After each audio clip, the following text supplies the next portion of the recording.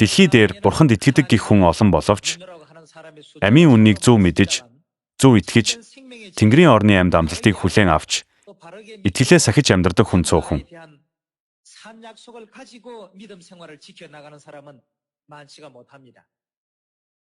Иймээс өнөөдөр бид Библийн 66 номд бичигдсэн Бурханы амийн үннийг зөв мэдэж, зөв сахиснаар мөнхийн Тэнгэрийн хаанчлал ба авралыг олж авах учиртай юм.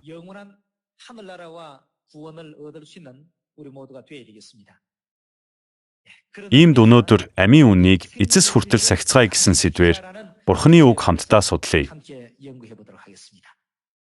1-р Тимот 6 дугаар бүлэг. Эрүүлт бөгөөд цор ганц химжээшгүй эрхт. Хаадын хаан, эцдийн эзэн цагт нь үүнийг харуулна. Түүнд ганцааранд нь үхшгүй мөнх буй бөгөөд.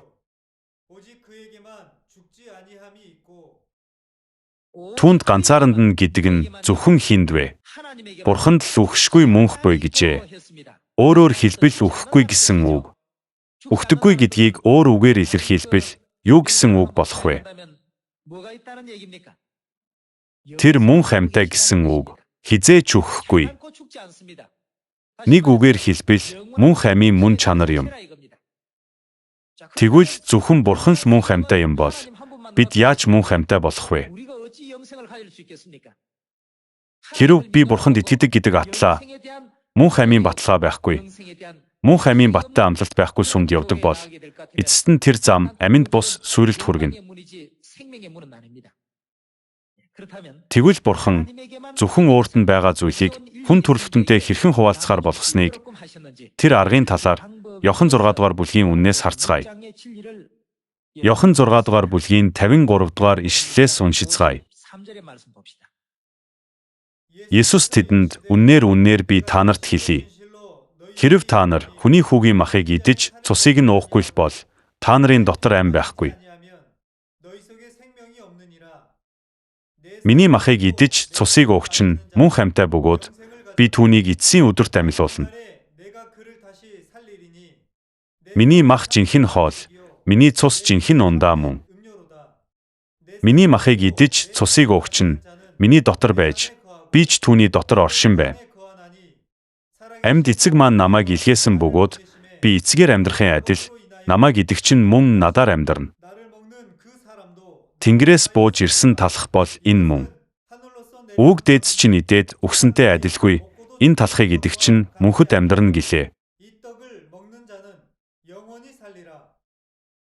Есүсийн махыг идэж цусыг нь уух үннийг л мэдчихвэл энэ аргыг л мэдээд авчих юм бол энэ нь амьтаа шууд холбоотой. Хэрв идэж уухгүй бол юу байхгүй гэсэн бэ? Ам байхгүй. Мөнх ам болох Христийг идэж уугаагүй хүмүүст ам байхгүй. Учир нь үхэшгүй байдал зөвхөн Христ Есүст л байдаг. Энэ нь зөвхөн Есүст л байдаг тул Бурхан түүнийг идэж уухгүй хүн мөнх ам авч чадахгүй, харин идэж уудаг хүн мөнх амьтаа болно гэсэн. Амийг олж авах аргын жишиг үүнд дагуулгадж буйг бид ухаарах хэрэгтэй. Есүс Тэнгэрт одохоосоо өмнө мөнх амийн үнэн болгож юуг үлдээснийг Матай 26 дугаар бүлгээс харцгаая. Эсгээгүй талхны баярын эхний өдөр шав нар Есүс дээр ирж танд зориулан алхасал баярын зоогийг хаана бэлдүүлэхийг та хүсэж байна гэж асуухад тэднийг зооглох зуур Есүс талх аваад Ерөөсний дараа хуваан шав нартаа өгөөд "Майд, энэ миний бие" гэлээ. Тэгээд тэр аяг авч талархал өргөөд тэдэнд өгөнгөө "Үүнээс та нар бүгдээрээ ууцгаа. Энэ нь гим нүглийн уучлалын тулд олны төлөө урсгах гэрээний цус минь юм."